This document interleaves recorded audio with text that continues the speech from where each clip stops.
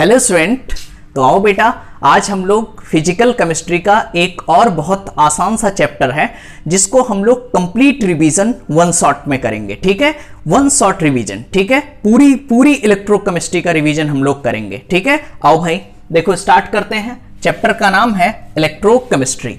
अभी इलेक्ट्रोकेमिस्ट्री में पहले कुछ बेसिक चीजें आपको पता होनी चाहिए। जैसे बेटा हम बात करें सेल की कि भाई सेल क्या होता है। ठीक है, तो सेल एक ऐसा डिवाइस है, ध्यान से सुनना बेटा, सेल एक ऐसा डिवाइस है जो इलेक्ट्रिकल एनर्जी को केमिकल में कन्वर्ट कर देता है और केमिकल एनर्जी को इलेक्ट्रिकल एनर्जी में कन्वर्ट कर देता है। तो उसे आप क्या बोलते हो? सेल। सेल एक ऐसा डिवाइस है जो इलेक्ट्रिकल एनर्जी को केमिकल में और केमिकल एनर्जी को इलेक्ट्रिकल एनर्जी में कन्वर्ट कर सकता है। ठीक है, अब बताओ बेटा, बात करते हैं हम लोग इलेक्ट्रोकेमिकल सेल की। तो भाई ये जो इलेक्ट्रोकेमिकल सेल है वो कितनी टाइप के हो सकते हैं? दो टाइप के हो सकते हैं। एक होता है अपने पास इलेक्ट्रोलिटिक सेल, दूसरा होता है अपने पास गैल्वेनिक सेल। बात करते हैं बेटा जब हम लोग इलेक्ट्रोलिटिक सेल की, तो नाम से ही पता चल रहा है जो इलेक्ट्रोलिटिक सेल है वो इलेक्ट्रिकल एनर्जी को केमिकल एनर्जी में कन्वर्ट करता है। जो इलेक्ट्रोलिटिक सेल है वो इलेक्ट्रिकल एनर्जी को किसमें कन्वर्ट कर देता है? केमिकल एनर्जी में। बात करते हैं गैल्वेनिक सेल की। ठीक है, तो जो गैल्वेनिक सेल होता है वो क्या करता है बेटा? केमिकल एनर्जी को इलेक्ट्रिकल में कन्वर्ट करता है। लास्ट टाइम फिर से बोल रहा हूं, जो इलेक्ट्रोलिटिक सेल है वो इलेक्ट्रिकल एनर्जी को केमिकल में कन्वर्ट करता है और जो गैल्वेनिक सेल है बेटा, जो गैल्वेनिक सेल है वो केमिकल एनर्जी को इलेक्ट्रिकल एनर्जी में कन्वर्ट करता है। ठीक है, चलो भाई इतनी बात समझ में आ गई। चलो बेटा, तो देखो कहां से क्वेश्चन बन सकता है इस पे, तो आओ स्टार्ट करते हैं। तो उसके लिए बेटा सबसे पहले मुझे पता होना चाहिए कि कैसे हम लोग रिप्रेजेंट करते हैं। और एक और सबसे इंपॉर्टेंट चीज, क्या आप एनोड और कैथोड जानते हो भैया?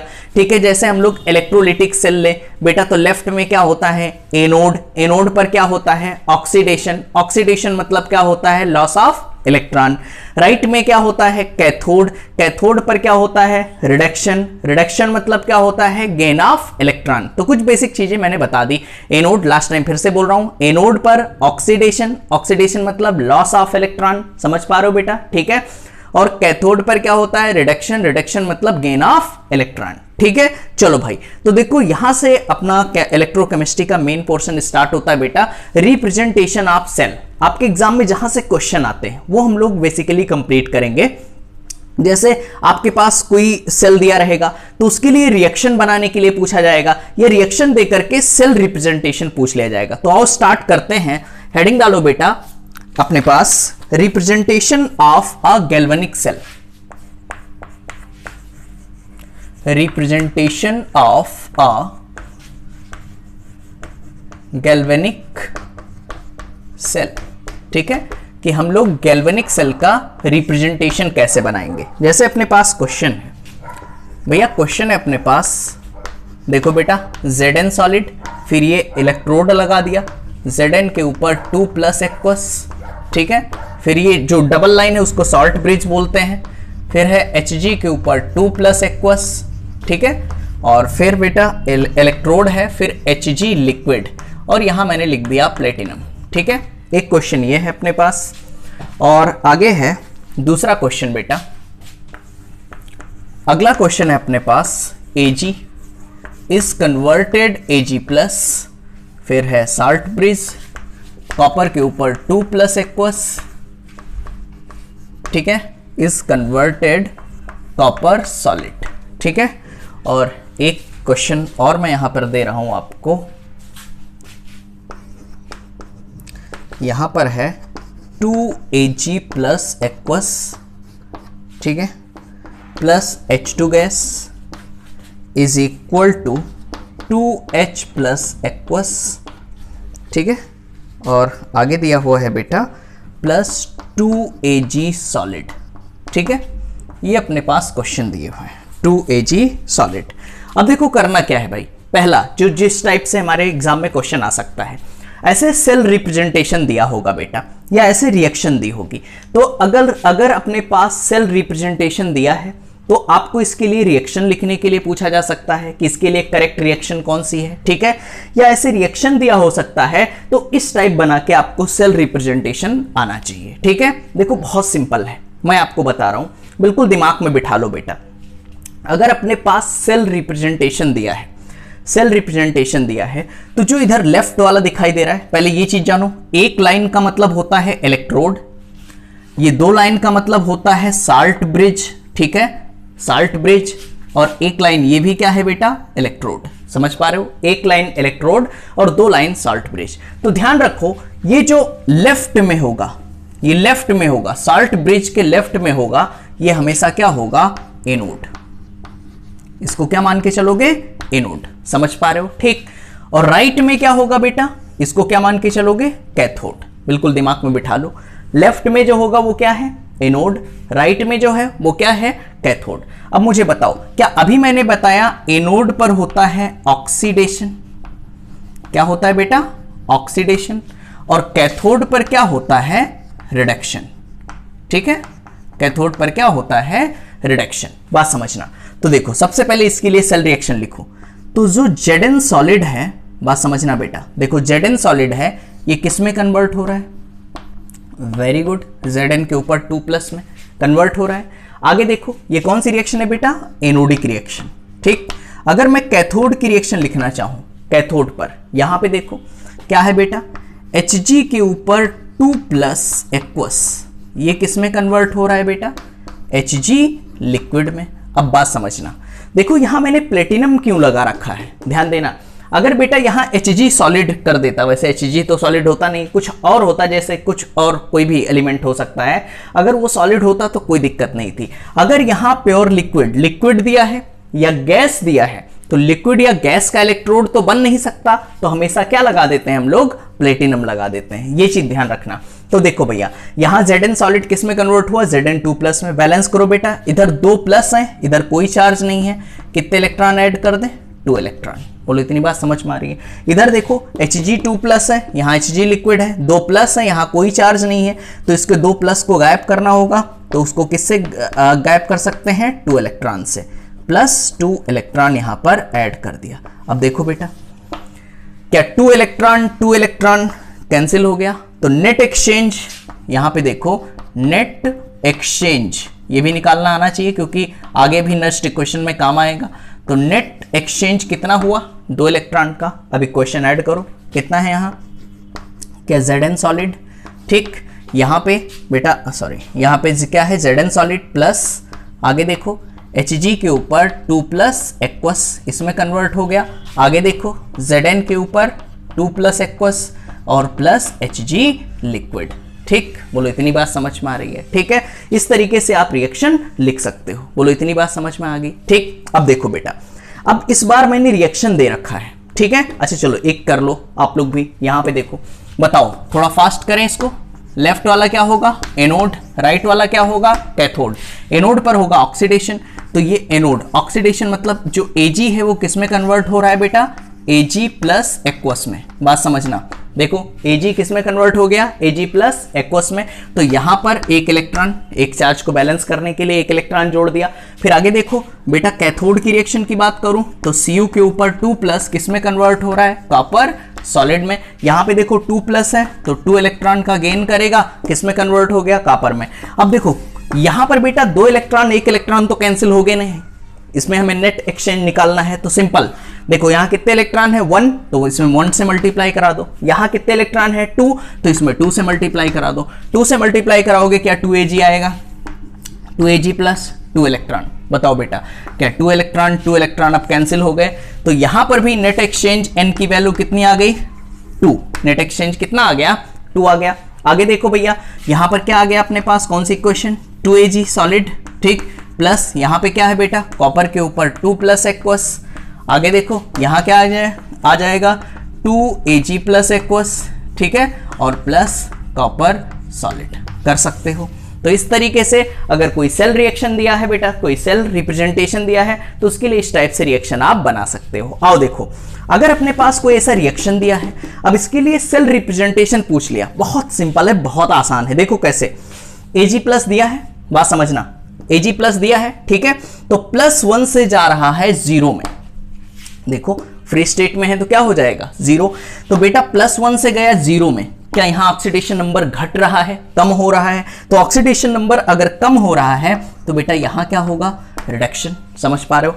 यहां देखो H2 फ्री स्टेट में है तो क्या है, ऑक्सीडेशन स्टेट 0। अब 0 से जा रहा है +1 में, देखो +1, तो यहां ऑक्सीडेशन नंबर बढ़ रहा है तो यहां क्या होगा, ऑक्सीडेशन। और आप अभी देखो ऑक्सीडेशन कहां होता है, एनोड पर, रिडक्शन कहां होता है, कैथोड पर। मतलब मैं बोल सकता हूं कि H2 एनोड पर रहेगा और Ag कहां होगा, कैथोड पर। तो इसके लिए सेल रिप्रेजेंटेशन बताओ। लेफ्ट में क्या होना चाहिए, एनोड। देखो मैंने बताया लेफ्ट में क्या होना चाहिए, एनोड, और एनोड पर होगा ऑक्सीडेशन। ऑक्सीडेशन होता है H2 का, तो क्या करूं, देखो H2 लिखा, फिर एक इलेक्ट्रोड लगाओ। H2 लिखो, H2 गैस है, बस समझना क्या है बेटा, H2 गैस, एक इलेक्ट्रोड लगाओ। फिर H2 गैस किस में कन्वर्ट हो रहा है, H+, ये 2 मत लिखना बेटा, फिर क्या लिखोगे, H+ एक्वस में। ठीक है, समझ पा रहे हो? बैलेंस करने के लिए 2 लिख सकते हो, जरूरी नहीं। ठीक है, यहां पे देखो H+ एक्वस आपने लिखा, ठीक। देखो यहां पे H2 पहले लिखा, H2 किस में कन्वर्ट हो रहा है, H+ में। H2 को कन्वर्ट कर दिया H+ में। अब ये हो गया अपने पास एनोड, एनोड का काम बन गया। ठीक, अब बीच में लगाओ बेटा साल्ट ब्रिज। क्या लगाओगे, साल्ट ब्रिज। अब आगे देखो भैया, क्या Ag प्लस से जा रहा है 0 में, ऑक्सीडेशन नंबर कम हो रहा है, मतलब यहां क्या हो रहा है, रिडक्शन हो रहा है। ठीक है, तो आगे क्या लिखोगे, Ag प्लस एक्वस, फिर इलेक्ट्रोड लगा दिया। Ag+ एक्वस किस में कन्वर्ट हो रहा है, Ag में। यहां पर क्या लिखोगे, Ag सॉलिड। बोलो इतनी बात समझ में आ रही है, क्लियर है? क्या ये करेक्ट है? नहीं, बिल्कुल करेक्ट नहीं है। अभी बताओ, क्या बेटा H2 गैस है, और अभी मैंने बताया अगर गैस और लिक्विड कहीं दिया है तो आगे क्या लगा देते हैं, प्लेटिनम। क्या लगा देते हैं, प्लेटिनम। ये चीज आपको मिस नहीं करनी है, अदरवाइज आप क्वेश्चन गलत करके चले आओगे। ठीक है, तो देखो पहला वैरायटी ऑफ क्वेश्चन इस टाइप से आपके इलेक्ट्रोकेमिस्ट्री में आ सकता है कि अगर सेल दिया रहेगा तो रिएक्शन पूछ लिया जाएगा, रिएक्शन दिया रहेगा तो सेल बनाने के लिए पूछ लिया जाएगा। बोलो इतनी बात समझ में आ रही है? ठीक है, आप इसको कॉपी करो, फिर हम लोग आगे बढ़ते हैं। आओ बेटा देखो, तो पहला वैरायटी ऑफ क्वेश्चन अपने पास क्या आया कि अगर कोई रिएक्शन दी हुई है तो उसका सेल रिप्रेजेंटेशन लिखने के लिए आ सकता है, या सेल रिप्रेजेंटेशन दिया है तो उसके लिए रिएक्शन लिखने के लिए आ सकता है। आओ देखो भाई, अगला क्वेश्चन क्या बन सकता है इलेक्ट्रोकेमिस्ट्री में। देखो बेटा, ये क्वेश्चन बन सकता है कुछ इस वैरायटी का। ठीक है, कि अपने पास कोई रिएक्शन दी हुई है, उसकी कुछ वैल्यूज दी होंगी। ठीक है, आपसे कहा जाएगा find the strongest reducing agent, या कहा जाएगा find the strongest oxidising agent. तो बस इसके लिए मैं चाहता हूं आप ये 2 लाइन याद रखो, इस 2 लाइन से आपके क्वेश्चन हो जाएंगे, ऑक्सीडाइजिंग एजेंट और रिड्यूसिंग एजेंट वाले। आओ देखो ट्राई करते हैं। देखो बेटा, पहला पॉइंट देखो, मोर पॉजिटिव SRP। SRP का मतलब समझते हो, स्टैंडर्ड रिडक्शन पोटेंशियल। तो more positive SRP, standard reduction potential of an element,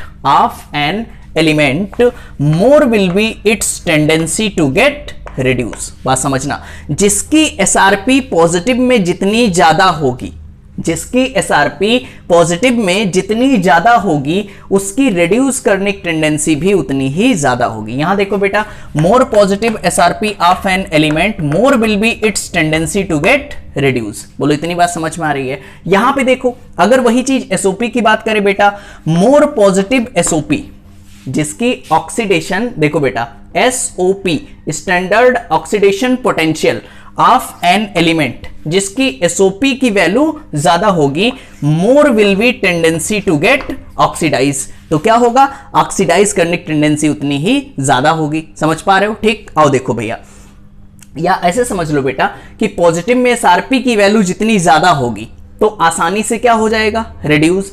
अगर SOP की वैल्यू ज्यादा होगी तो आसानी से क्या हो जाएगा, ऑक्सीडाइज। ठीक, इस टाइप से याद रखो। लास्ट टाइम फिर से बोल रहा हूं कि अगर SRP की वैल्यू क्या है, ज्यादा, तो आसानी से रिड्यूस हो जाएगा पॉजिटिव में। SOP की वैल्यू ज्यादा है तो बेटा आसानी से ऑक्सीडाइज हो जाएगा। आओ देखो भैया, यहां पे Zn के ऊपर 2+ कन्वर्ट हो रहा है Zn सॉलिड में। बेटा +2 है, किस में कन्वर्ट हो रहा है, Zn सॉलिड में। तो देखो +2 से कहां गया, 0 में।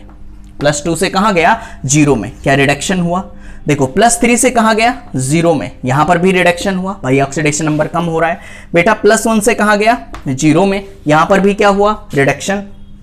+3 से गया +2, यहां भी कम हो रहा है तो यहां पर भी क्या हुआ, रिडक्शन। मतलब ये जितनी भी वैल्यूज हैं बेटा, जब यहां पे रिडक्शन हो रहा है तो जितनी भी वैल्यू हैं क्या सारी अपने पास एसआरपी वैल्यूज होंगी? बताओ ये सारी कौन सी वैल्यू होंगी?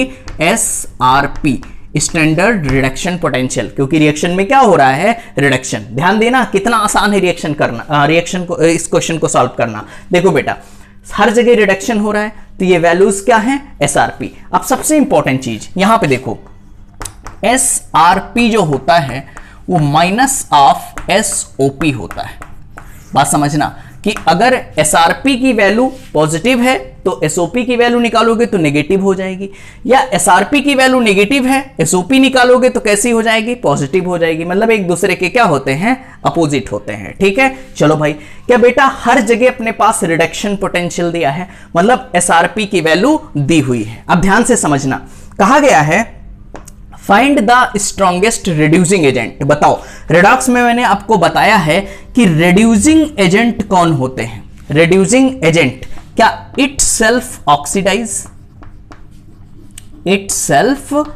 ऑक्सीडाइज, ठीक है, जो रिड्यूसिंग एजेंट होते हैं वो खुद क्या होंगे बेटा? क्या खुद ऑक्सीडाइज होंगे? Itself oxidise. बोलो इतनी बात समझ रहे हो? ठीक, रिड्यूसिंग एजेंट, अच्छा रिड्यूसिंग एजेंट, आपको स्ट्रॉन्गेस्ट रिड्यूसिंग एजेंट बताना है तो इट सेल्फ क्या होगा? क्या इट सेल्फ ऑक्सीडाइज होगा? अब बात समझना, इट सेल्फ ऑक्सीडाइज, खुद ब खुद ऑक्सीडाइज अच्छे से कौन हो सकता है? देखो क्या ये लाइन याद करो, more positive SOP, more positive SOP, जिसकी एसओपी की वैल्यू सबसे ज्यादा पॉजिटिव में होगी, an element more will be tendency to get oxidise. तो आसानी से वो क्या हो सकता है? ऑक्सीडाइज। समझ पा रहे हो? ठीक है भाई, रिड्यूसिंग एजेंट मतलब इटसेल्फ ऑक्सीडाइज। तो ऑक्सीडाइज अच्छे से कौन होगा? जिसकी एसओपी वैल्यूज पॉजिटिव में सबसे ज्यादा होगी। ठीक है, अब बेटा लेकिन हमारे पास एसओपी तो दिया नहीं है, क्या दिया है? एसआरपी। तो बेटा सबको एसओपी में बदल लो, तो इधर माइनस है तो इसको एसओपी में बदलोगे तो क्या हो जाएगा? बताओ, क्या मैं लिख सकता हूं प्लस 0.762 इतना वोल्ट। इसको बेटा एसओपी में बदलो, क्या होगा? Plus 0.740 volt. यहां पे देखो बेटा ये तो 0 ही रहेगा, यहां देखो ये प्लस में था, क्या माइनस में? Minus 0.770 volt. बोलो इतनी बात समझ में आ रही है? ठीक है, सबको मैंने किस में बदल लिया? एसओपी में। अब एसओपी में पॉजिटिव में जिसकी वैल्यू ज्यादा होगी वो अच्छे से ऑक्सीडाइज हो जाएगा, मतलब एक बेहतरीन रिड्यूसिंग एजेंट होगा। बताओ पॉजिटिव में सबसे वैल्यू कौन ज्यादा है? 0.76। ठीक है, तो बेटा 0.76 किसका है अपने पास? जिंक का। तो आंसर कौन हो जाएगा? जिंक। ठीक है, क्लियर है? अपने सेटिस्फेक्शन के लिए लास्ट टाइम, क्योंकि बेटा जितने टाइप के सवाल मैं बता रहा हूं इससे बाहर नहीं आएगा, ध्यान रखना। तो आप पहले ये देखो, यहां पर मैं फिर से बता रहा हूं कि अगर आपको कभी भी ऑक्सीडाइजिंग एजेंट देखना है या रिड्यूसिंग एजेंट देखना है तो रिड्यूसिंग एजेंट के लिए itself oxidise, oxidising agent के लिए इट सेल्फ रिड्यूस, और इट सेल्फ रिड्यूस मतलब एसआरपी की वैल्यू ज्यादा होनी चाहिए, इट सेल्फ ऑक्सीडाइज मतलब एसओपी की वैल्यू ज्यादा होनी चाहिए। और एसआरपी एसओपी कैसे निकालोगे बेटा? कन्वर्ट करके। अगर एसआरपी दिया है तो माइनस एसओपी हो जाएगा, एसओपी दिया है तो माइनस एसआरपी हो जाएगा। समझ पा रहे हो? ठीक, चलो भाई आगे बात करते हैं ईएमएफ। ठीक है, पूरा नाम है बेटा इलेक्ट्रोमोटिव फोर्स, इलेक्ट्रोमोटिव फोर्स। ठीक है, बताओ ईएमएफ आप कैसे निकालते हो? चाहे ईएमएफ ऑफ सेल बोलो, चाहे ई नॉट ऑफ सेल बोलो। ठीक है, तो देखो बड़ा आसान है, ई नॉट ऑफ सेल ही मैं बोल रहा हूं, तो ये होता है E naught of cathode minus E naught of anode. ठीक है बेटा, ध्यान देना, ये ईएमएफ चाहे पूछा जाए, चाहे ई नॉट सेल पूछा जाए, चाहे ईएमएफ पूछा जाए, चाहे ई नॉट सेल पूछा जाए, तो क्या करोगे? E naught of cathode minus E naught of anode. ठीक है, अब बात समझना बेटा, कैथोड एनोड आप डिसाइड कर सकते हो। बताओ भाई, जहां ऑक्सीडेशन होगा वो एनोड, एनोड पर क्या होता है? ऑक्सीडेशन। जहां रिडक्शन होगा वो कैथोड। अब देखो इस टाइप के क्वेश्चन आ सकते हैं, किस पे? ई नॉट सेल पे। बात समझना कि ऐसे या तो रिएक्शन दी होगी या ऐसे सेल बना के दिया होगा, और कहा जाएगा कि इसके लिए कैलकुलेट ईएमएफ, इसके लिए ईएमएफ बताओ, या कैलकुलेट ईएमएफ या calculate E not cell, calculate E not cell. तो आपको घबराना नहीं है, देखो कितना आसान है क्वेश्चन सॉल्व करना। देखो फार्मूला मैंने बताया, E naught of cathode minus E naught of anode. अब बात समझना बेटा, लेकिन एक सबसे इंपॉर्टेंट चीज ध्यान रखना कि हमेशा ई नॉट सेल, जब आप E naught of cathode E naught of anode लगा रहे हो तो जो वैल्यूज दी हैं वो हमेशा एसआरपी लेना। क्या लेना, SRP। अगर बेटा SRP में नहीं दिया है तो आप उसको SRP में बदल लेना, ठीक। चलो यहां चेक करते हैं, क्या Zn के ऊपर 2 प्लस जा रहा है, Zn 0 में, देखो +2 से जा रहा है 0 में, समझ रहे हो ना, यहां कुछ नहीं है तो क्या है 0 फ्री स्टेट में, तो +2 से 0 मतलब क्या घट रहा है ऑक्सीडेशन नंबर, तो यहां रिडक्शन होगा, मतलब ये SRP वैल्यू है। 2 से 0 में यहां घट रहा है बेटा, 0 मतलब घट रहा है, रिडक्शन मतलब SRP वैल्यू, ठीक है। यहां देखो +1 से 0 में, यहां पर भी क्या है SRP वैल्यू, मतलब मुझे कुछ चेंज करने की जरूरत नहीं है। अब आओ देखो क्वेश्चन कितना आसानी से आप सॉल्व कर सकते हो। देखो क्या यहां जिंक 0 है, तो 0 से गया +2 में, क्या ऑक्सीडेशन नंबर बढ़ा, और ऑक्सीडेशन नंबर बढ़ा मतलब यहां हो रहा है ऑक्सीडेशन, और ऑक्सीडेशन मतलब क्या हो गया बेटा, एनोड। यहां पे ध्यान दो, यहां पे देखो +2 से जा रहा है 0 में, +2 से जा रहा है 0 में, क्या यहां ऑक्सीडेशन नंबर कम हो रहा है, ऑक्सीडेशन नंबर कम हो रहा है मतलब यहां क्या हुआ, रिडक्शन, और रिडक्शन कहां होता है, कैथोड पर। इसका मतलब ये हुआ कि कॉपर +2 का यहां रिडक्शन हो रहा है, जिंक का क्या हो रहा है, ऑक्सीडेशन। तो बेटा देखो EMF हमें निकालना है, तो EMF बराबर क्या होता है, E0 of cathode minus E0 of anode. अब मुझे बताओ कैथोड पर कौन है, कॉपर, कैथोड पर कौन है, कॉपर, तो कॉपर की वैल्यू ढूंढो, कितनी है 0.34, एक स्टेप में करना है 0.34। देखो बेटा ध्यान देना एक बार फिर से, कॉपर पर क्या हो रहा है, EMF निकालना है, E0 of cathode minus E0 of anode, तो कॉपर पर रिडक्शन हो रहा है मतलब कैथोड का काम करेगा, तो देखो कैथोड की जगह कॉपर की वैल्यू कितनी है 0.34 लिखा, minus E0 of anode, E0 of anode, anode पे क्या है जिंक, जिंक की वैल्यू कितनी है +0.76, यहां पे देखो बेटा कितना हो जाएगा 0.76। क्या सॉल्व नहीं कर सकते इसको, बोलो क्लियर है ना, ठीक है। E0 of cathode minus E0 of anode से इसको सॉल्व कर सकते हो।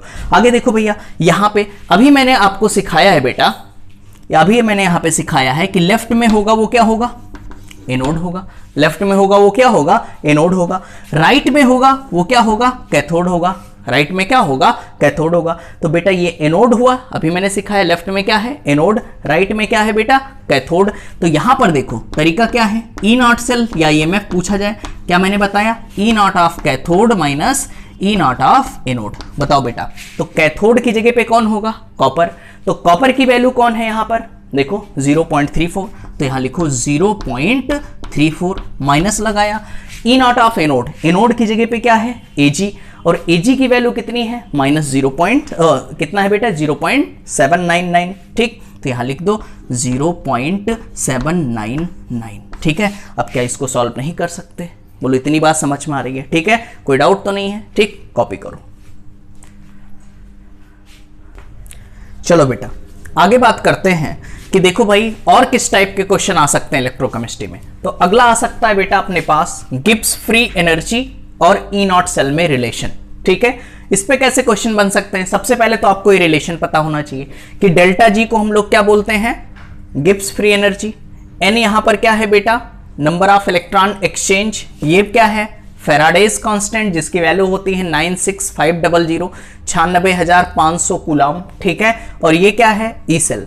अगर ऊपर नॉट लगा दो तो ये स्टैंडर्ड फॉर्म में हो जाते हैं, डेल्टा जी नॉट ये स्टैंडर्ड फॉर्म है गिब्स फ्री एनर्जी का, ठीक है, change in Gibbs free energy का, ये एन वही नंबर ऑफ इलेक्ट्रॉन एक्सचेंज, ये फैराडेज कांस्टेंट, और ये क्या है बेटा ई नॉट ऑफ सेल, ठीक है, स्टैंडर्ड ईएमएफ। बोलो इतनी बात समझ में आ रही है। क्वेश्चन क्या आता है बेटा, क्वेश्चन इसमें आ सकता है कि अगर अपने पास डेल्टा जी जो है वो लेस देन जीरो रहे, ठीक है, लेस देन जीरो, या ऐसे कह दो कि delta G is greater than zero, या फिर ऐसा हो सकता है कि delta G not greater than zero. बात समझना बेटा, चाहे गिब्स फ्री एनर्जी जीरो से बड़ा हो या standard Gibbs free energy zero से बड़ा हो, ठीक है, तो हमेशा रिएक्शन होगा नॉन स्पॉन्टेनियस, ठीक है, बात समझना। जैसे हो सकता है क्वेश्चन कैसे आएगा पहले ये हम लोग समझ लेते हैं। जैसे कोई रिएक्शन दिया रहेगा, अब रिएक्शन में उसमें डेटा दिया रहेगा बेटा अपने पास n की वैल्यू तो आपको निकालनी होगी, कितने इलेक्ट्रॉन, वो रिएक्शन आप देख करके बता सकते हो। फैराडे कांस्टेंट आपको पता होगा, ई नॉट सेल कैथोड दिया होगा, एनोड दिया होगा, तो ई नॉट सेल आप निकाल सकते हो E naught of cathode minus E naught of anode से। अब उसको निकालने के बाद आप देखोगे कि गिब्स फ्री एनर्जी कितनी आ रही है, नेगेटिव में आ रही है या पॉजिटिव में आ रही है। ठीक है, तो अगर बेटा अपने पास Gibbs free energy greater than zero आ रही है, जीरो से बड़ी आ रही है, standard Gibbs free energy zero से बड़ी आ रही है, तो रिएक्शन कैसा होगा, नॉन स्पॉन्टेनियस, मतलब रिएक्शन फिजिबल नहीं होगा, रिएक्शन नहीं होगी। ठीक है, आओ भाई सेकंड पॉइंट बेटा, अगर Gibbs free energy less than zero हो जाए या फिर बेटा standard Gibbs free energy less than zero हो जाए, ध्यान देना, अगर गिब्स फ्री एनर्जी जीरो हो जाए या स्टैंडर्ड गिब्स फ्री एनर्जी, देखो Gibbs free energy less than zero हो जाए या standard Gibbs free energy less than zero हो जाए बेटा, तो प्रोसेस आपका कैसा होगा, spontaneous and reaction is feasible, मतलब रिएक्शन होगी। ठीक है, तीसरा पॉइंट क्या पूछा जा सकता है, तीसरा पूछा जा सकता है बेटा अगर डेल्टा जी बराबर जीरो हो जाए तो system is in equilibrium, system क्या होगा, इक्विलिब्रियम। अब आपके दिमाग में आया होगा सर गिब्स फ्री एनर्जी, ये तो थर्मोडायनेमिक्स में मैंने सिखाया बेटा कि गिब्स फ्री एनर्जी कभी भी ये स्टैंडर्ड फॉर्म में जीरो नहीं होती है, तो दिमाग में बिठा लेना, नहीं तो आप यहां पर भी आप इक्विलिब्रियम टिक करके चले आओ, स्टैंडर्ड गिब्स फ्री एनर्जी यहां पे does not equal to zero. बोलो इतनी बात समझ में आ रही है। ठीक है, चलो ध्यान रखना, इतनी चीज एक बार फिर से मैं पूछना चाहता हूं। चलो एक चीज और डिस्कस कर लेते हैं, फिर मैं पूछ रहा हूं। ठीक, आओ भाई, यहां पर तीन चीजें आ सकती हैं। आओ एक और इंपॉर्टेंट चीज, पहला पॉइंट, अगर मैं पूछूं कि ई नॉट सेल जो है अगर वो ग्रेटर देन जीरो हो जाए तब क्या होगा, बात समझना, ई नॉट सेल अगर ग्रेटर देन जीरो हो जाए तो क्या होगा। अब देखो बेटा, ई नॉट सेल यहां पर, या ई सेल की बात कर लेते हैं, ई नॉट नहीं डिस्कस, वो तो हो ही जाएगा सेम, ई सेल की बात कर लेते हैं। तो ई सेल अगर जीरो से बड़ा हो जाए, जीरो से बड़ा हो जाए, तो ये जीरो से बड़ा कब होगा बेटा, आओ सीखते हैं एक एक स्टेप कर करके।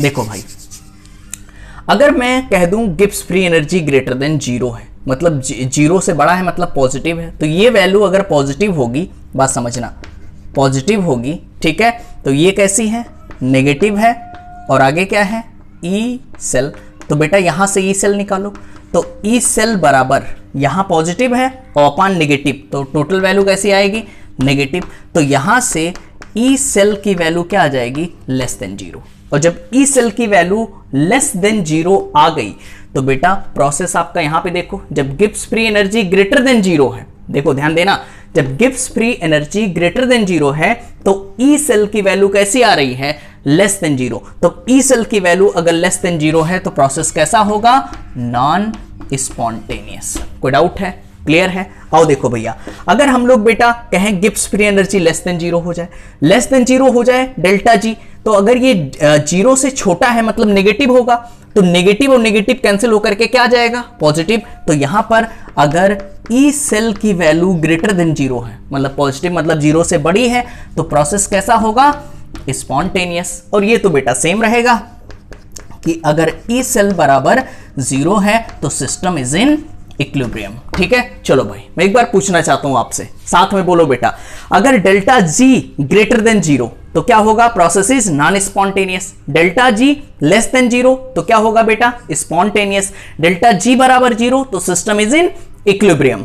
क्लियर है बेटा, बताओ क्या डेल्टा जी नॉट जीरो हो सकता है, बिल्कुल नहीं हो सकता, डेल्टा जी नॉट को आप जीरो नहीं लोगे। अब मुझे बताओ, अगर E cell greater than zero है, E cell greater than zero तो process spontaneous, E cell less than zero तो प्रोसेस नॉन स्पॉन्टेनियस, और अगर ई सेल बराबर जीरो है तो सिस्टम इज इन इक्विलिब्रियम। बोलो इतनी बात समझ में आ रही है। ठीक है, तो एक इस टाइप का क्वेश्चन बन सकता है थ्योरेटिकल फॉर्म में। ठीक है, आगे बात करते हैं, बहुत इंपॉर्टेंट बेटा, 60% चांस है यहीं से क्वेश्चन पूछा जाए। और भैया नेक्स्ट इक्वेशन, अगर यहां से क्वेश्चन पूछा जाएगा तो सबसे पहले देखो बेटा, ये इक्वेशन ज्यादा काम में नहीं आती, ये सारे टेम्परेचर पर वैलिड है, सारे टेम्परेचर पर वैलिड है। ठीक है, तो देखो फार्मूला क्या होता है नेक्स्ट इक्वेशन का, E cell is equal to E not cell minus 2.303 R, देखो 2.303 RT upon NF log Q।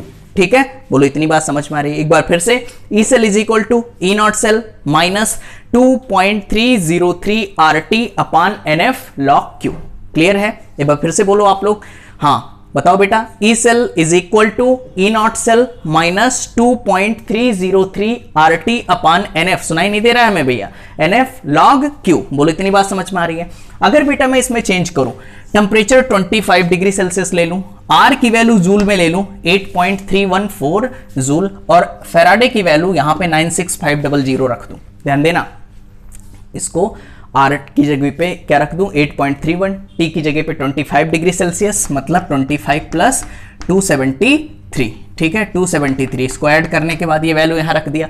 n की वैल्यू कितनी, यहाँ पे f की वैल्यू कितनी रख दी बेटा 96500। तो यहाँ से एक इक्वेशन आ जाता है E cell is equal to E not cell minus 0.0591 upon n log Q। ठीक है, लॉग Q कैसे निकालते हो, क्या प्रोडक्ट अपान रिएक्टेंट, वही इक्विलिब्रियम वाला Q है। कैसे निकालते हो, प्रोडक्ट अपान रिएक्टेंट। देखो E cell is equal to E not cell minus 0.0591 upon n log Q। बोलो इतनी बात समझ में आ रही है। n क्या है बेटा, total number of electron exchange. एक बार फिर से इसको बोलो, E cell is equal to E not cell minus 0.0591 upon n log Q। एक बार फिर से बोलो बेटा, मैं इसको ढक ले रहा हूं, चुराना नहीं है। E cell is equal to E not cell minus 0.0591, E cell is equal to E not cell minus 0.0591 upon n log Q। Last time फिर से मेरे लिए, E cell is equal to E not cell minus 0.0591 upon n log Q। कर सकते हो, आओ भाई। अब इस पे क्वेश्चन कैसे आता है, E cell is equal to E not cell minus 0.0591 upon n log Q। आओ देखो बेटा, यहां पर अपने पास Ni कन्वर्ट हो रहा है Ni के ऊपर 2+ में, यहां देखो Au के ऊपर 3+ कन्वर्ट हो रहा है Au में। मैंने बताया था लेफ्ट में हमेशा क्या होगा, एनोड, क्या होगा एनोड, और राइट में हमेशा क्या होगा बेटा, कैथोड। ठीक है, ये क्या होगा, कैथोड। आओ, जब सेल दिया है तो रिएक्शन बनाओ। तो Ni एनोड की बात करें, Ni कितना आसान है बेटा, Ni किस में कन्वर्ट हो रहा है, Ni के ऊपर 2+ में, Ni के ऊपर +2 में। अब 2+ है तो यहाँ 2 इलेक्ट्रॉन का गेन करवा लो। ठीक है, आओ देखो भैया, Au की बात करें बेटा, कैथोड की बात करें तो Au किस में कन्वर्ट हो रहा है, Au के ऊपर +3 किस में कन्वर्ट हो रहा है, Au में। ठीक है, अब बात समझना, यहाँ +3 है, यहाँ पे कोई चार्ज नहीं है, तो इसको कैंसिल करने के लिए यहाँ कितने इलेक्ट्रॉन बेटा, हाँ बिल्कुल सही, यहाँ पर कितने इलेक्ट्रॉन ऐड करने पड़ेंगे हमें, 3 इलेक्ट्रॉन। ठीक है, अब देखो 3 और 2 तो कैंसिल होगा नहीं, देखो 3 इलेक्ट्रॉन और 2 इलेक्ट्रॉन तो कैंसिल होगा नहीं। अब इसमें मल्टीप्लाई करा दो 3 से, इसमें मल्टीप्लाई करा दो 2 से, तब जब इसमें 3 से मल्टीप्लाई कराओगे तो क्या आएगा 3Ni। ठीक है, यहाँ पे क्या आ जाएगा बेटा, 3Ni के ऊपर 2+ और 3 2 जा कितना आ जाएगा, 6 इलेक्ट्रॉन। ठीक, अब इसमें 2 से मल्टीप्लाई कराओ तो कितने हो जाएंगे, 2 3 जा 6 इलेक्ट्रॉन, यहाँ 2 आ गया, यहाँ 2 आ गया। बेटा देखो 6 इलेक्ट्रॉन कैंसिल हो गया, मतलब यहाँ n की वैल्यू कितनी आ गई, 6। इतनी बात समझ में आ रही है। ठीक, आओ देखो, ये तो Ni सॉलिड है। ठीक, यहाँ पे क्या है बेटा, 3Ni सॉलिड, ये आया प्लस, ये देखो बेटा 2Au के ऊपर 3+, 2Au के ऊपर +3, ये आ गया। आगे देखो क्या आएगा, 3Ni के ऊपर +2, देखो 3Ni के ऊपर +2 और +2Au, ये आ जाएगा। बोलो इतनी बात समझ में आ रही है, अपने पास वैलेंस इक्वेशन आ गई। ठीक, चलो भाई आगे बात करते हैं। अब आप लोग देखो अपने पास और क्या क्या चीजें दी हुई हैं, ये है अपने पास एनोड और ये है कैथोड। यहाँ पर बेटा Ni की भी वैल्यू दी हुई है, Au की वैल्यू दी हुई है, तो यहाँ से हम लोग निकाल लेते हैं E not cell. E not cell कैसे निकालेंगे, E naught of cathode minus E naught of anode. Cathode पे कौन है, Au की वैल्यू कितनी है 1.5 माइनस एनोड की बात करें तो एनोड पे कौन है बेटा, Ni माइनस 0.25 कर सकते हो। अब देखो बेटा 1.5 माइनस और माइनस हो गया प्लस 0.25 कर सकते हो। ये कितना आ गया बेटा 1.75 वोल्ट आ गया। ठीक है, ये किसकी वैल्यू आ गई, ई नॉट सेल की। ठीक, अब हमें क्या निकालना है, सिंपल ईएमएफ ऑफ सेल मतलब ई सेल निकालना है। तो E cell is equal to, formula देखो, E cell is equal to E not cell. देखो इसमें टेम्परेचर भी मेंशन है, कितना बेटा 25 डिग्री सेल्सियस। तो 25 पे कौन सा फार्मूला लगाएंगे, ये लगाएंगे। ठीक है, तो ई सेल बराबर ई नॉट सेल, तो ई नॉट सेल आपने कितना निकाला 1.75 माइनस 0.0591 अपान n, फिर आगे लॉग ऑफ, बात समझना n की वैल्यू भी कितनी है 6 है, यहां रख सकते हो 6। ठीक है, तो log of product upon reactant, बात समझना बेटा, प्रोडक्ट अपान रिएक्टेंट। तो प्रोडक्ट में क्या है Ni, देखो ni, तो ni की वैल्यू कितनी है 0.2 के, सॉरी 0.1, तो यहां पे कितना रखोगे 0.1। अब ध्यान देना 0.1 है, कितने हैं बेटा 3 हैं, तो इसके पावर में क्या कर दोगे 3 कर दोगे। समझ पा रहे हो, पावर में कितना कर दोगे 3 कर दोगे। ठीक है, आगे देखो बात समझना। और प्रोडक्ट में क्या है बेटा, यहां पे देखो प्रोडक्ट में क्या है अपने पास au, यहां पे au की वैल्यू कितनी है 1 है, तो अपान 1। देखो यहां पे देखो बेटा, तो आप सॉरी प्रोडक्ट में क्या था ni, तो प्रोडक्ट लिखा अपान रिएक्टेंट, रिएक्टेंट में 2 करोगे बेटा, 2 1 का स्क्वायर करोगे 2, कोई फर्क नहीं पड़ेगा। तो E cell is equal to 1.75 minus 0.0591 upon 6 log of. अब बात समझना, यहां पे देखो 0.1 को क्या लिख सकते हो बेटा 0.1, यहां पे समझना 0.1 को ऐसे लिख सकते हो 1 अपान 10, और 10 ऊपर जाएगा 10 टू पावर -1, और उसका क्यूब है तो क्या लिख सकते हो 10 टू पावर -3 कर सकते हो। ठीक, अब log m के पावर n है वो आगे आ जाएगा, तो देखो क्या बना ई सेल बराबर 1.75 माइनस 0.0591 अपान 6। अब देखो ये 3 आगे आएगा तो -3 आएगा, माइनस माइनस ये क्या हो गए प्लस, तो 3 log 10, और log 10 की वैल्यू क्या हो जाएगी 1, log 10 की वैल्यू क्या हो जाएगी 1, तो यहां से आंसर आ गया ई सेल बराबर 1.75 प्लस 0.0591 अपान देखो 3 2 6/2। इसको सॉल्व कर लो बेटा, जो आंसर आ जाए। बोलो इतनी बात समझ में आ रही है। ठीक है, तो इस तरीके से आप ईएमएफ ऑफ सेल निकाल सकते हो। कैसे बेटा, यहां से नर्स्ट इक्वेशन यूज करके। बोलो इतनी बात समझ में आ रही है, कॉपी करो। आओ देखो भैया, और किस टाइप के क्वेश्चन आ सकते हैं बेटा इलेक्ट्रोकेमिस्ट्री में। देखो कि कुछ इस टाइप के बेटा हाफ सेल दिए हो सकते हैं, जैसे अभी आपने देखा था। ठीक है, आपको नर्स्ट इक्वेशन के थ्रू क्वेश्चन करने थे। यहां पे देखो क्या 3 हाफ सेल दिए हुए हैं बेटा, 1 2 3। अब सोच रहे होंगे कैसे हाफ सेल पहचानेंगे। देखो भैया, इसमें भी इलेक्ट्रॉन है, इसमें भी इलेक्ट्रॉन है, इसमें भी इलेक्ट्रॉन है। ठीक है, बोलो इतनी बात समझ में आ रही है। ठीक, तो बेटा अगर 3 हाफ सेल दिए हुए हैं तो अब इसके लिए आपको ई नॉट सेल या ईएमएफ हाफ सेल कैसे निकालना है। देखो बड़ा सिंपल है। देखो अगर इस टाइप आप सोच रहे हो कि भाई देखो 2 इलेक्ट्रॉन है 1 इलेक्ट्रॉन है, देखो Mn के ऊपर 2 प्लस, दोनों को ऐड कर दें तो Mn के ऊपर 2 प्लस, Mn के ऊपर 2 प्लस, ये कैंसिल हो गया बेटा। क्या बचेगा Mn के ऊपर 3 प्लस, 2 इलेक्ट्रॉन और इलेक्ट्रॉन 3 इलेक्ट्रॉन, फिर यहां क्या बचा Mn विल बी। तो अगर ये रिएक्शन आपने ऐड करा, ये वैल्यूज भी ऐड कर दी। अगर ऐसा करोगे तो क्वेश्चन बिल्कुल गलत होगा। समझ पा रहे हो, करना क्या है, रिएक्शन हमें ऐड करना है बेटा, लेकिन कभी भी इक्विलिब्रियम की तरह नहीं कि रिएक्शन ऐड किया ये वैल्यूज ऐड कर दी। इस टाइप कभी नहीं करना है बेटा। हमेशा इस ई नॉट को हमें मानना है गिब्स फ्री एनर्जी। क्या लेके चलना है, गिब्स फ्री एनर्जी। तो इस रिएक्शन के लिए डेल्टा जी लिखो, इसके लिए भी डेल्टा जी लिखो, और इसके लिए भी क्या लिखो बेटा डेल्टा जी। तब आप क्वेश्चन सॉल्व करो। तो देखो पहले रिएक्शन को मैं डेल्टा G1 मान रहा हूं, दूसरे को डेल्टा G2 और तीसरे को डेल्टा G3। ठीक, तो देखो भाई हमें दोनों की हेल्प से, इन दोनों की हेल्प से तीसरी रिएक्शन लानी है, तो मतलब डेल्टा G3 मुझे लाना है। अब मैं दोनों रिएक्शन में क्या करूं बेटा, दोनों रिएक्शन को ऐड कर दे रहा हूं। ऐड करूंगा तो Mn के ऊपर 2 प्लस, Mn के ऊपर 2 प्लस कैंसिल हो गया। ठीक है, Mn के ऊपर 2 प्लस, यहां Mn के ऊपर 3 प्लस है। 2 इलेक्ट्रॉन एंड इलेक्ट्रॉन कितने हैं 3 इलेक्ट्रॉन, आगे बेटा Mn ये लिख दिया। तो देखो 2 को मैंने ऐड किया है डेल्टा G1 और G2 को, तब किसके बराबर आ गया डेल्टा G3। तो delta G3 is equal to क्या आएगा delta G1 plus delta G2। अब बेटा डायरेक्ट वैल्यू जोड़ते हैं तो आंसर हमेशा गलत आएगा, ध्यान रखना। Delta G is equal to अभी हम लोगों ने पढ़ा है -NFE, याद है। ठीक है, बताओ बेटा यहां पर इसके लिए -NFE, यहां पर भी इसके लिए -NFE। अब बात समझना, यहां G3 है तो N3 करो E3 करो, समझ पा रहे हो। ठीक है, स्टैंडर्ड फॉर्म की अगर बात करेंगे तो E03 हो जाएगा, कोई दिक्कत तो नहीं है। यहां पर बेटा G1 है तो N1 करो, E1 नॉट कर दो, कर सकते हो। यहां पे देखो यहां पर G2 है तो N2 कर दो, E2 नॉट कर दो, समझ पा रहे हो। बताओ क्या माइनस माइनस माइनस सब में कैंसिल हो जाएगा, F F F तो -F -F -F गया।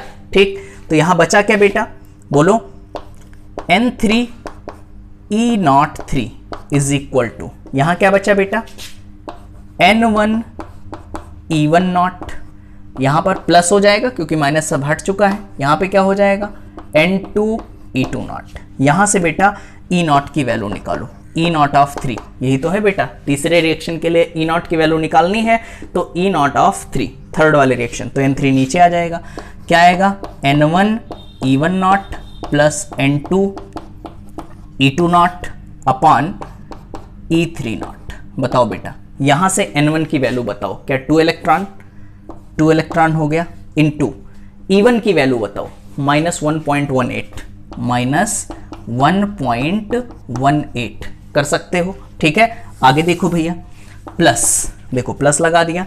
N2 की बात करें तो N2 में बेटा कितने इलेक्ट्रॉन है 1 है, तो यहां लिखा 1 इंटू, आगे देखो यहां पे N2 की वैल्यू के लिए E नॉट की वैल्यू कितनी है 1.51 अपॉन, नीचे क्या है बेटा E3 नॉट, और E3 नॉट की वैल्यू कितनी दी हुई है, ये क्वेश्चन में मेंशन नहीं है। देखो बेटा यहां मैंने E3 रख दिया, यहाँ पे सॉरी E3 नॉट निकालना है तो यहाँ N3 होना चाहिए, ठीक है। तो यहाँ पे N3 की वैल्यू कितनी है क्वेश्चन में अपने पास 3 है, देख लो N3 की वैल्यू कितनी है 3 है। बेटा इसको सॉल्व नहीं कर सकते आप, ठीक है, बोलो कितना सिंपल है, इसको मल्टीप्लाई करके फाइनल आंसर निकाल सकते हो, क्लियर, ठीक। तो इस टाइप से ये क्वेश्चन आ सकते हैं हाफ सेल वाले, क्लियर। आओ देखो भाई आगे बात करते हैं फेराडेज लॉ ऑफ इलेक्ट्रोलिसिस। अब फेराडे लॉ पे कैसे क्वेश्चन आएंगे, तो सबसे पहले फेराडेज लॉ को हमें समझना होगा, फेराडेज लॉ ऑफ इलेक्ट्रोलिसिस। तो इसमें बेटा 2 लॉ हमें पढ़ने होते हैं, फेराडेज फर्स्ट लॉ और सेकंड लॉ, ठीक है। तो देखो कितना अमाउंट ऑफ सब्सटेंस, कोई भी कितना अमाउंट ऑफ सब्सटेंस रिड्यूस हुआ या ऑक्सीडाइज हुआ, वही चीज है बेटा। देखो the amount of substance oxidise और reduce, the amount of substance oxidise और reduce is directly proportional to the magnitude of charge, is directly proportional to the magnitude of charge. The amount of substance oxidise, तो amount की बात हो रही है, मतलब W की बात हो रही है, ठीक है। तो W amount of substance oxidise और रिड्यूस, तो W जो है अमाउंट जो है वो डायरेक्टली प्रोपोर्शनल होगा मैग्नीट्यूड ऑफ चार्ज, मतलब Q के। अब बताओ फिजिक्स में आप पढ़ते हो Q बराबर क्या होता है IT, क्या होता है बेटा Q बराबर IT। तो यहां से प्रोपोर्शनलिटी का साइन हटाओ तो W इज इक्वल टू, यहां एक कांस्टेंट आता है Z, ठीक है, और आगे क्या होगा बेटा IT, ये होगा। बात समझना, Z यहां पर जो है वो है Z है इलेक्ट्रोकेमिकल इक्विवेलेंट, ठीक है, क्या नाम है इलेक्ट्रोकेमिकल इक्विवेलेंट। अब बात समझना बेटा, यहां पर Z की वैल्यू आप कैसे निकालते हो, यहां पर Z की वैल्यू होती है, यहां पे ध्यान देना, Z की वैल्यू आप यहां पे निकाल सकते हो बेटा ऐसे, इक्विवेलेंट वेट अपॉन 96500, इस तरीके से Z की वैल्यू निकाल सकते हो, ठीक है, इक्विवेलेंट अपॉन 96500। तो ये वैल्यू उठा के यहां रखो, बताओ फार्मूला क्या आएगा, वेट इज इक्वल टू, जब Z की जगह पे रखोगे E अपॉन 96500, तो क्या लिखोगे E अपॉन 96500। आगे देखो ये Z की आगे क्या है IT, तो यहां लिख दो I इंटू लिख दो T, बस इतना याद रखना है, ठीक है बेटा। देखो ये I यहां पर क्या है करंट है, T क्या है टाइम है, और टाइम हमेशा किस में रखना सेकंड में, और E क्या है इक्विवेलेंट वेट, यहाँ पे W है वेट, और ये 96,500 कूलम, ठीक है, ये तो वही है फैराडेज चार्ज, ठीक। अब ध्यान रखना जो ये इक्विवेलेंट वेट होता है ये कैसे निकालते हैं, तो ध्यान रखो E की वैल्यू निकालते हैं मास अपॉन n फैक्टर। जैसे मुझे कॉपर का इक्विवेलेंट निकालना है, इक्विवेलेंट वेट, तो उसका मास अपॉन उसका n फैक्टर। आओ देखो बेटा इसको यूज कैसे करेंगे फेराडेज फर्स्ट लॉ को, ठीक है, बड़ा आसान है। देखो करंट ऑफ 2.6 एम्पियर, बात समझना, current of 2.6 ampere pass through a copper sulphate solution. Copper sulphate के सोल्यूशन में कितना करंट पास किया जाता है 2.6 ampere for 6 minute 6 minute 20 second कितने टाइम के लिए पास किया जाता है? 6 मिनट 20 सेकेंड के लिए पास किया जाता है। अमाउंट ऑफ कॉपर डिपॉजिटेड, तो कितना अमाउंट ऑफ कॉपर डिपॉजिट होगा? अब बात समझना बेटा, यहां पर देखो करंट कितना है, I की वैल्यू कितना है 2.6, इतना करंट पास किया जाता है कौन से सोल्यूशन में? CuSO4 के सोल्यूशन में। अब बात समझना, ये सोल्यूशन किसका है? CuSO4 का। तो CuSO4 कैसे टूटेगा? CuSO4 बेटा सोल्यूशन है, कुछ ऐसे टूटेगा, Cu के ऊपर 2 प्लस इंटू SO4 के ऊपर 2 माइनस। तो हमें कितना कॉपर डिपॉजिट होगा, मतलब कॉपर की बात हो रही है। तो देखो बेटा यहां पर कॉपर के ऊपर 2 प्लस है, कितने इलेक्ट्रॉन का गेन कर सकता है? 2 इलेक्ट्रॉन का, तभी तो कॉपर सॉलिड में कन्वर्ट होगा। ठीक है, अब बताओ n फैक्टर इसका कितना आया? n की वैल्यू 2i, और कॉपर का जो मास होता है वो कितना होता है? 63.5। बेटा हमेशा क्वेश्चन में दिया रहेगा, मैंने नहीं दिया तो आपको याद होना चाहिए, मैंने मोल में ये सब सिखाया है। कॉपर का कितना होता है? 63.5। तो यहां से अगर आप E की वैल्यू निकालना चाहो इक्विवेलेंट की, तो कितना हो जाएगा? वेट है 63.5 अपॉन n फैक्टर, n की वैल्यू कितनी है 2, ये आ जाएगा E की वैल्यू। बस क्वेश्चन सॉल्व हो गया। देखो भैया, और टाइम अपने पास कितना है? T की वैल्यू बेटा देखो कितना है 6 मिनट, तो 6 मिनट को पहले सेकंड में बदलो, 60 से गुणा करा लो 60 से, प्लस 20 सेकंड, 20 जोड़ दो, तो ये हो गया 360 एंड 20 380 सेकंड आ गया, सेकंड में कन्वर्ट कर लिया। बस अब कितना वेट डिपॉजिट होगा, तो W हमें निकालना है। तो W का फार्मूला क्या है? E इंटू आई इंटू टी अपॉन 96500। तो E की वैल्यू कितनी आ गई? 63.5/2, ये करा आपने। ठीक है, आगे देखो I की वैल्यू कितनी है बेटा क्वेश्चन में? Current 2.6 ampere.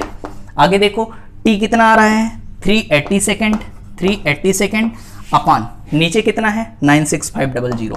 तो 96500, क्या इसको सॉल्व नहीं कर सकते बेटा? इसको सॉल्व करके आप वेट निकाल सकते हो। क्लियर है? तो इस टाइप के भी क्वेश्चन आ सकते हैं किस पे? फैराडेज फर्स्ट लॉ पे। ठीक है, कॉपी करो।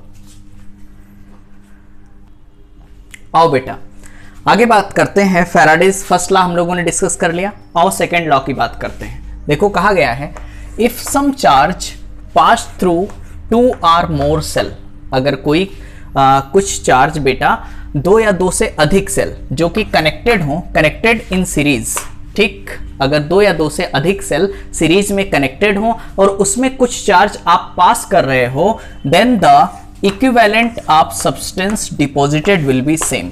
तो सब पे जो बेटा जितना इक्विवेलेंट डिपॉजिट होगा वो क्या होगा? नंबर ऑफ इक्विवेलेंट सेम होगा। जैसे मैं आपको आइडिया दे रहा हूं, देखो ये फर्स्ट सेल हो गया, ये दूसरा सेल हो गया, ये बेटा तीसरा सेल हो गया। ठीक है, यहां पर इलेक्ट्रोड लगा दिए, एक एनोड एक cathode, anode cathode anode cathode. ठीक है, अब देखो भाई इसको सीरीज में कनेक्ट करा दिया बेटा, किस में कनेक्ट करा दिया? सीरीज में कनेक्ट करा दिया। ठीक है, समझ पा रहे हो? ठीक, किस में कनेक्ट कराया है? इसको सीरीज में मैंने कनेक्ट करा दिया। अब ध्यान देना, मान लेते हैं इसका डिपॉजिटेड वेट इस पर, ठीक है, कुछ मान लेते हैं W1 है, इसका डिपॉजिटेड वेट W2 है, इसका डिपॉजिटेड वेट W3। ठीक है, तो इन्होंने क्या बोला? फैराडेज सेकेंड लॉ, इन्होंने कहा इसमें जब इलेक्ट्रिसिटी हम पास कराते हैं, कुछ चार्ज पास कराते हैं, तो सब पर, अगर ये सेल सीरीज में कनेक्टेड हैं, तो सब पर जो डिपॉजिटेड वेट होगा वो क्या होगा बेटा? सेम होगा। या ऐसे बोल सकते हो कि नंबर ऑफ, जैसे मान लेते हैं सोल्यूशन A है, ये B है और ये C है। ठीक, तो number of equivalent of A बराबर number of equivalent of B बराबर number of equivalent of C। ठीक है, तीनों के इक्विवेलेंट्स क्या होंगे बेटा? सेम होंगे। अब नंबर ऑफ इक्विवेलेंट सेम है। अब देखो इक्विवेलेंट कैसे निकालोगे? बड़ा आसान है, तो ऐसे निकालो, wait of A upon equivalent weight of A, इस तरीके से निकालना बेटा। नंबर ऑफ इक्विवेलेंट कैसे निकालोगे? Weight of A upon equivalent weight of A is equal to number of equivalent of B। इसकी बात करें तो weight of B upon equivalent weight of B बराबर, यहां पर बेटा number of equivalent of C, तो इसको कैसे निकालोगे? Weight of C upon equivalent weight of C। इस तरीके से आप कर सकते हो। ठीक है, ये क्या है अपने पास फैराडे सेकेंड लॉ। खैर हमें इसके डेफिनेशन से तो मतलब है नहीं बेटा। आओ क्वेश्चन की बात करते हैं, इस पे क्वेश्चन कैसे आएगा। देखो बड़ा आसान है। A current of 2 ampere pass through a solution. 2 ampere की करंट किसी सोल्यूशन में पास की जाती है, वो सोल्यूशन किसका है, CuSO4 का एंड AgNO3 का। पहले दोनों को ब्रेक करो, CuSO4 को तोड़ो बेटा, Cu के ऊपर +2 इंटू SO4 के ऊपर 2-। अगला क्या है अपने पास, AgNO3 है, ये कैसे टूटेगा, Ag प्लस और NO3 माइनस, कुछ इस तरीके से टूटेगा। अब इसका एन फैक्टर कितना है 2, इसका एन फैक्टर कितना है 1, समझ पा रहे हो। अगर E की वैल्यू मैं निकालना चाहूं, इसके लिए E की वैल्यू निकालना चाहूं तो जितना वेट होगा अपान एन फैक्टर, इसका जितना वेट होगा अपान एन फैक्टर। आओ भाई अब देखो सोल्यूशन है अपने पास CuSO4 का और किसका बेटा, AgNO3 का। ठीक, यहां पर कॉपर सल्फेट में कॉपर कितना वेट दिया है 0.635 ग्राम। ठीक है, आगे कहा गया है then calculate the mass of Ag deposited. तो Ag का कितना मास डिपॉजिट होगा, लास्ट टाइम फिर से बोल रहा हूं, the current of 2 ampere was pass through a solution. 2 ampere की करंट पास की जाती है बेटा किसी सोल्यूशन में। सोल्यूशन किसका है, CuSO4 का और AgNO3 का, इसमें पास की जाती है। सब किस में कनेक्टेड हैं, सीरीज में। ठीक, आगे कहा गया है इतना ग्राम, मतलब कॉपर का वेट इतना दिया हुआ है। तो देखो तरीका क्या है बेटा, weight of copper upon equivalent weight of copper, ऐसे लिखोगे, इज इक्वल टू, फिर बेटा किसका हमें पूछा गया है, देखो मास ऑफ Ag डिपॉजिटेड, Ag का मास पूछा गया है, तो क्या लिखोगे, weight of Ag upon equivalent weight of Ag। देखो एक स्टेप में मैं सॉल्व करूं, मास ऑफ कॉपर कितना दिया है, यहां पे देखो वेट ऑफ कॉपर कितना है 0.635 ग्राम, यहां लिखो 0.635 ग्राम, 0.635 ये लिखा आपने। इक्विवेलेंट ऑफ कॉपर कैसे निकालोगे बेटा, इक्विवेलेंट, तो इक्विवेलेंट ऑफ कॉपर अगर आपको निकालना है तो इक्विवेलेंट कॉपर का वेट कितना होता है 63.5 बोलो, और इस पर कितना एन फैक्टर कितना है बेटा, चार्ज 2, ये आ जाएगा। ऐसे इक्विवेलेंट ऑफ Ag निकालना है, इक्विवेलेंट ऑफ Ag, तो Ag का वेट कितना दिया है 108, यहाँ लिखो 108 और एन फैक्टर कितना है 1 जो चार्ज है। ठीक, तो देखो इक्विवेलेंट ऑफ कॉपर लिखो कितना हो जाएगा 63.5/2 बराबर, यहाँ वेट ऑफ Ag ये तो हमें निकालना है, weight of Ag upon equivalent of Ag, तो इक्विवेलेंट ऑफ Ag कितना है 108/1, मतलब 108 ही आएगा। बताओ बेटा ये 108 आ गया, क्या यहाँ से W की वैल्यू नहीं निकाल सकते, क्रॉस मल्टीप्लाई करा के कर सकते हो ना। ठीक है, क्लियर, तो यहाँ से निकाल सकते हो। तो इस टाइप के क्वेश्चन आते हैं बेटा फैराडे सेकेंड लॉ पे। आओ भाई कोलरॉच लॉ की बात करें। ठीक है, तो बेटा ध्यान देना, जो अपने पास कोलरॉच लॉ होता है वो हमेशा किसके लिए वैलिड है, फॉर इनफाइनाइट डाइल्यूशन। किसके लिए, इनफाइनाइट डाइल्यूशन।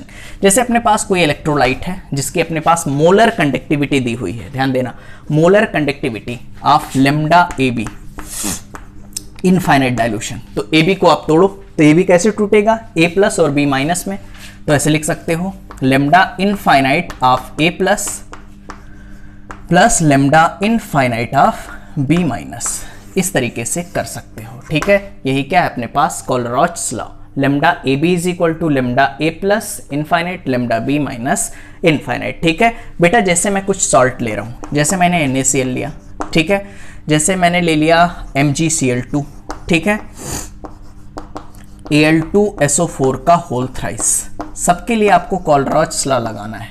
ठीक है, लगा सकते हो। तो देखो NaCl है, क्या लिखूं, हाँ lambda plus of Na, lambda infinite of Na plus plus lambda infinite of Cl minus, ऐसे तो टूटेगा Na प्लस और Cl माइनस में कर दिया। MgCl2 कैसे टूटेगा बेटा, देखो Mg के ऊपर 2 प्लस प्लस 2 Cl माइनस, ऐसे टूटेगा, तो इसके लिए लगाओ, तो लैम्डा इनफाइनाइट ऑफ Mg के ऊपर 2 प्लस कर सकते हो, लैम्डा इनफाइनाइट ऑफ Mg के ऊपर 2 प्लस। अब ध्यान रखना ये जो 2 है ना, इसको आगे भेज दिया करो, आगे भेज दिया करो, तो 2 into lambda infinite of Cl minus, इस टाइप से कर सकते हो।